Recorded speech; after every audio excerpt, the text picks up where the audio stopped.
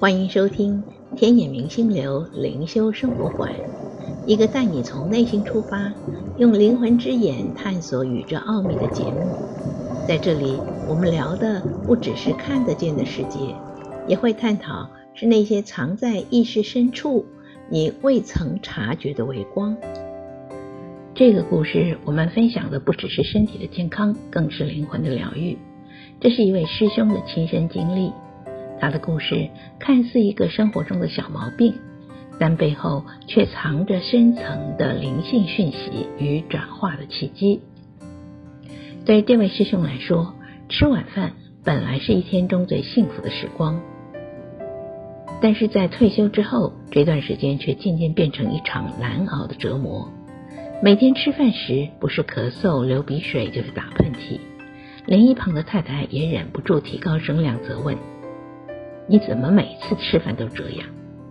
弄得一家人吃饭的气氛一片僵冷。他自己也很苦恼，明明看起来身体很健康，但总有一些多年来说不出的小毛病，肩膀疼痛，胸部不适，腿部硬块，脚趾长茧，看遍了医生，尝试了气功针灸，都无法真正解除这些常年困扰。直到他接触了天野妙法，才开始真正明白，要解除病痛，不只要治标，更要治因。透过天眼透视，他得知肩膀的疼痛源自于过去世曾经是一位抬棺教的挑夫，在灵性上留下了深深的因果洞。那个因果洞中还藏着一只灰狐狸的灵，原来是当年念研究所时，在某次骑机车途中无意间招惹的灵体。第一次听到自己的灵性故事，他感觉好像在听神话，但接着练功调理处理之后，肩膀竟然真的不再痛了，渐渐的其他部位的毛病也一一消除了。但是那个最难启齿的吃饭怪病仍然迟迟没有提出。直到有一天，他终于鼓起勇气请求帮忙。洪老师静静地说，你们家的餐桌是四方桌吧？你太太坐在你的斜对角，她右手边放着电锅对吗？他惊讶不已，老师从来没有去过他家，